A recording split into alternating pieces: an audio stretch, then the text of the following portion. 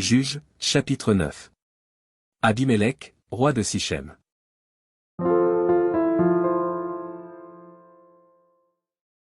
Abimélec, fils de Jérubbaal, se rendit à Sichem vers les frères de sa mère, et voici comment il leur parla, ainsi qu'à toute la famille de la maison du père de sa mère.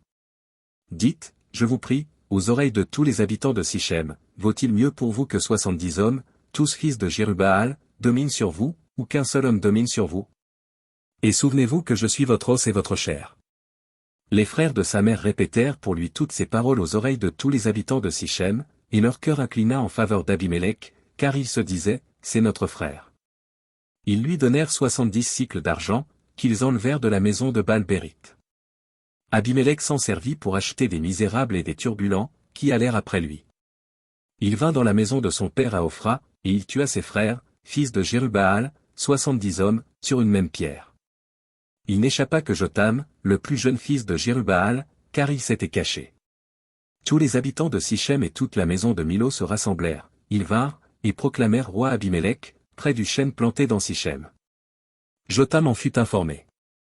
Il alla se placer sur le sommet de la montagne de Garizim, et voici ce qu'il leur cria à haute voix, écoutez-moi, habitants de Sichem, et que Dieu vous écoute. Les arbres partirent pour aller oindre un roi et le mettre à leur tête. Ils dirent à l'olivier, règne sur nous. Mais l'olivier leur répondit, renoncerai-je à mon huile, qui m'assure les hommages de Dieu et des hommes, pour aller planer sur les arbres? Et les arbres dirent au figuier, viens, toi, règne sur nous. Mais le figuier leur répondit, renoncerai-je à ma douceur et à mon excellent fruit, pour aller planer sur les arbres? Et les arbres dirent à la vigne, viens, toi, règne sur nous. Mais la vigne leur répondit, renoncerai-je à mon vin, qui réjouit Dieu et les hommes, pour aller planer sur les arbres? Alors tous les arbres dirent au buisson d'épines, viens, toi, règne sur nous. Et le buisson d'épines répondit aux arbres, si c'est de bonne foi que vous voulez moindre pour votre roi, venez, réfugiez-vous sous mon ombrage, sinon, un feu sortira du buisson d'épines, et dévorera les cèdres du Liban. Maintenant, est-ce de bonne foi et avec intégrité que vous avez agi en proclamant roi Abimélec? Avez-vous eu de la bienveillance pour Jérubbaal et sa maison? L'avez-vous traité selon les services qu'il a rendus? Car mon père a combattu pour vous, il a exposé sa vie, et il vous a délivré de la main de Madian. Et vous, vous vous êtes levé contre la maison de mon père, vous avez tué ses fils, 70 hommes, sur une même pierre, et vous avez proclamé roi sur les habitants de Sichem, Abimélec, fils de sa servante, parce qu'il est votre frère. Si c'est de bonne foi et avec intégrité qu'en ce jour vous avez agi envers Jérubbaal et sa maison, eh bien, qu'Abimélec fasse votre joie, et que vous fassiez aussi la sienne. Sinon, qu'un feu sorte d'Abimélec et dévore les habitants de Sichem et la maison de Milo, et qu'un feu sorte des habitants de Sichem et de la maison de Milo et dévore Abimélec. Jotham se retira et prit la fuite, il s'en alla à Bir, où il demeura loin d'Abimélec, son frère. Abimélec avait dominé 3 ans sur Israël.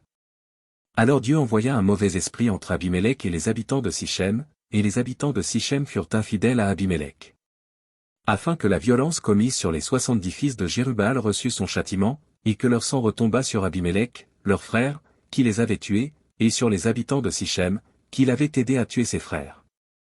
Les habitants de Sichem placèrent en embuscade contre lui, sur les sommets des montagnes, des gens qui dépouillaient tous ceux qui passaient près d'eux sur le chemin. Et cela fut rapporté à Abimélec. Gal, fils d'Ébed, vint avec ses frères, et ils passèrent à Sichem. Les habitants de Sichem eurent confiance en lui. Ils sortirent dans la campagne, vendangèrent leurs vignes, foulèrent les raisins, et se livrèrent à des réjouissances. Ils entrèrent dans la maison de leur Dieu, ils mangèrent et burent, et ils maudirent Abimélec. Et Gal, fils d'Ébed, disait, qui est Abimélec, et qu'est Sichem, pour que nous servions Abimélec?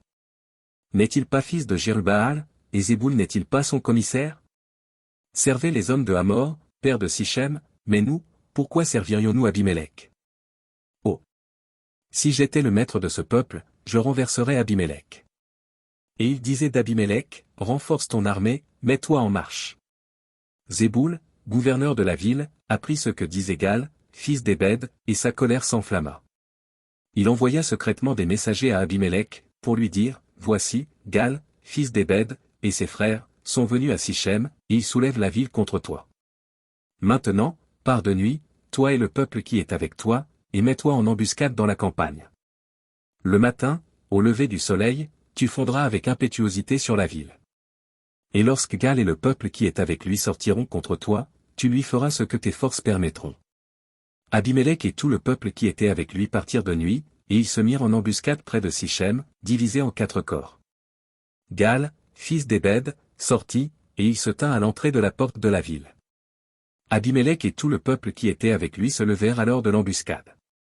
Gal aperçut le peuple, et il dit à Zéboul, « Voici un peuple qui descend du sommet des montagnes. » Zéboul lui répondit, « C'est l'ombre des montagnes que tu prends pour des hommes. » Gal, reprenant la parole, dit, « C'est bien un peuple qui descend des hauteurs du pays, et une troupe arrive par le chemin du chêne des devins. » Zéboul lui répondit, « Où donc est ta bouche, toi qui disais, qui est Abimélec, pour que nous le servions?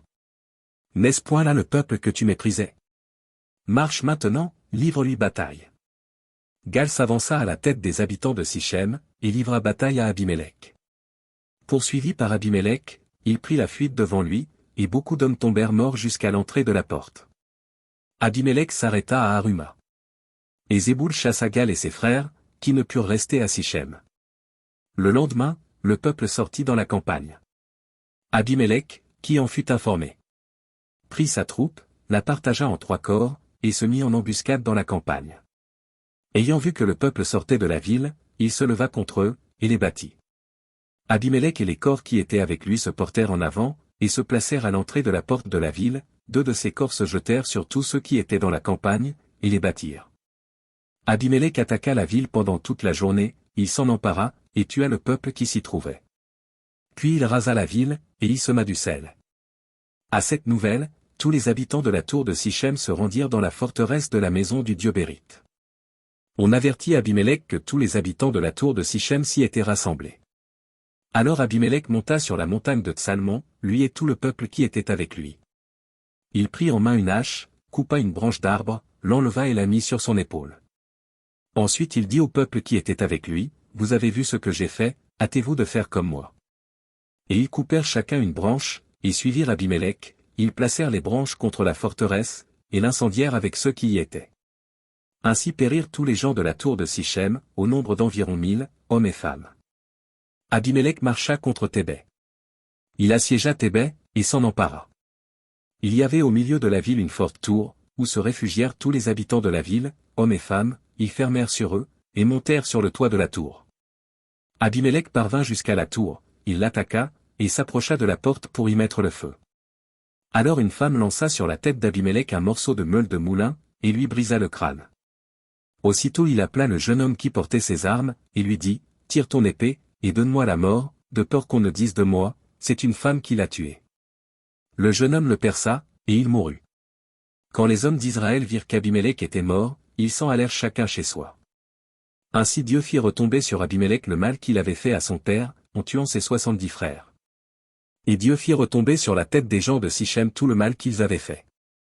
Ainsi s'accomplit sur eux la malédiction de Jotham, fils de Jérubbaal.